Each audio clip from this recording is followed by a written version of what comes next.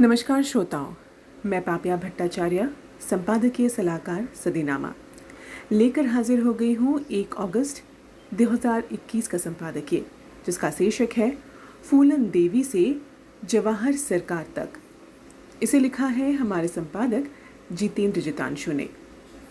दोस्तों, वैसे तो राजनीति में एक से बढ़ के एक पैंतरे देखने को मिलते हैं, लेकिन सबसे गजब करिश्मे क्षेत्रीय दलों के ही देखे जा सकते हैं। अधिकांश क्षेत्रीय पार्टियां एक ही परिवार या किसी व्यक्ति विशेष के इर्द गिर्द ही रहता है, और जब इस व्यक्ति विशेष को अपनी सियासत चमकानी होती है तो वो कुछ भी कर सकता है। राष्ट्रीय दलों में पूरे देश के नेता होते हैं। उन्हें कुछ करने से पहले 100 बार सोचना पड़ता है कि इससे पूरे देश में उनकी पार्टी पर क्या असर पड़ेगा। वहीं क्षेत्रीय दलों पर ऐसा कोई दबाव नहीं होता। एक ही व्यक्ति पूरी पार्टी चलाता है। ऐसे में राजनीति के किसी नहीं हद तक को पार करके अपनी कुर्सी बचाने के लिए ये क्षेत्रीय दल किस हद तक जा सकते हैं, इस बारे में आज हम आपको बताएंगे आज के संपादकीय में। शीर्षक है फूलन देवी से जवाहर सरकार तक। भारतीय राजनीति में किसी ट्रेंड को समझाना किसी भी राजनीतिक विशेषज्ञ के लिए बहुत ही सरल है, लेकिन अचानक से राजनेता कभी कभी कुछ ऐसी चालें चलता है जिससे कि उसकी कुर्सी बची रहे और उनकी पार्टी सत्ता में बनी रहे। ऐसा ही कुछ समाजवादी पार्टी के अध्यक्ष मुलायम सिंह यादव ने फूलन देवी को संसद भेजकर किया, और अब तृणमूल कांग्रेस की अध्यक्ष ममता बनर्जी करके दिखाना चाहती हैं। फूलन देवी पूरे विश्व में बैंडिट क्वीन के नाम से मशहूर हो चुकी थी, जब उन पर से सारी धाराएं मुलायम सिंह सरकार ने हटा दी थी। ये वही फूलन देवी हैं जिन्होंने बेहमई में 22 लोगों का नरसंहार किया था। इस नरसंहार के बाद यूपी में वीपी सिंह की सरकार को इस्तीफा देना पड़ गया, लेकिन मुलायम सिंह यादव ने यहाँ पर एक मौका भांपा और अपनी सरकार बनते ही फूलन देवी के ऊपर सारे मुकदमे वापस लेकर उन्हें संसद भेज दिया। ये वही मुलायम सिंह हैं जो डॉक्टर राम मनोहर लोहिया के नक्शे कदम पर चलते हैं, ऐसा उनका मानना है। लेकिन जब इन्हें सत्ता मिली तो इन्होंने बुंदेलखंड में अपने वोट साधने के लिए फूलन देवी को सांसद भेज दिया।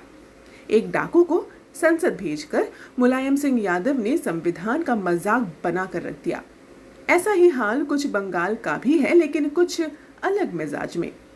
बंगाल से कई माओवादी संसद गए हैं, इसमें कोई नई बात नहीं, लेकिन किसी व्यक्ति को जानबूझकर सांसद भेजना अब की पहली बार देखा गया।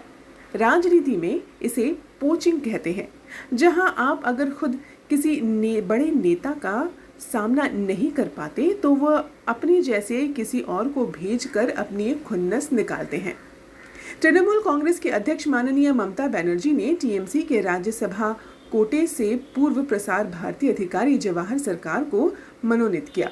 जवाहर सरकार ने 2014 के चुनाव के पूर्व तत्कालीन मुख्यमंत्री और भाजपा के प्रधानमंत्री प्रत्याशी नरेंद्र मोदी के साक्षात्कार से के असुविधाजनक हिस्सों को हटा दिया था।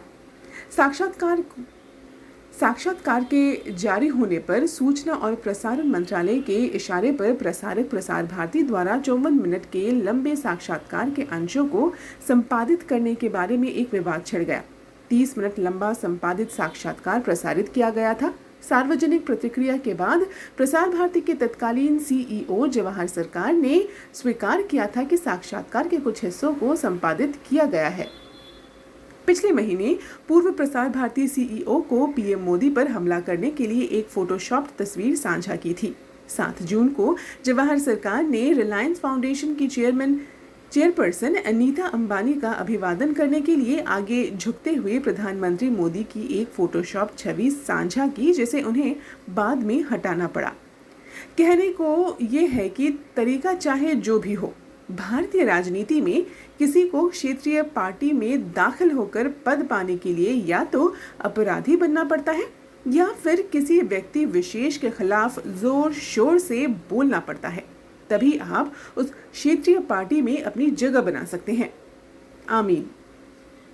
तो ये था दोस्तों 1 अगस्त 2021 का संपादकीय। शीर्षक था फूलन देवी से जवाहर सरकार तक। इसे लिखा है हमारे संपादक जितेंद्र जितांशु ने।